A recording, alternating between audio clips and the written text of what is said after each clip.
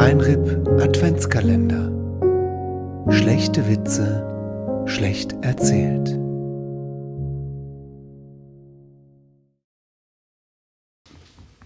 Also, ich habe jetzt gemerkt, Sexismus geht und was auch noch geht, ist wahrscheinlich Waldsee-Bashing, oder?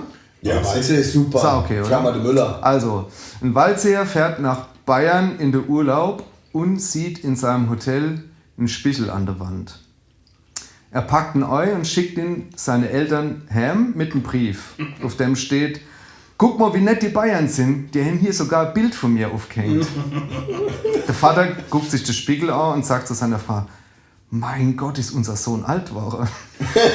Die Mutter guckt den Vater über die Schulter und sagt, guckt in den Spiegel und sagt: Kein Wunder, wenn er mit so einer hässlichen alten Frau zusammen ist.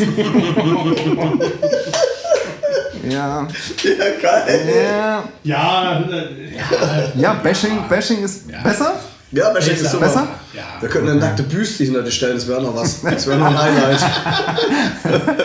Dann wäre wenigstens irgendwas an deinem Auftritt lustig. Ich habe mir echt richtig Sorge gemacht, dass meine Witze zu schlecht sind. Ich habe das richtig ernst genommen, ne, so. Ja. Und war so richtig, ich bin schon zitternd davon reingelaufen, ne, so Angst hatte ich. Ja, und jetzt das wäre gar nicht nötig. Ja, aber gewesen, also ne? ich fühle mich schon fast jetzt hier hinterlistig hintergangen. Du weißt doch, wo du gelandet bist, oder? Boah. Aber das ist gut. Lese ich dann von nächstes Jahr. www.palzrock.de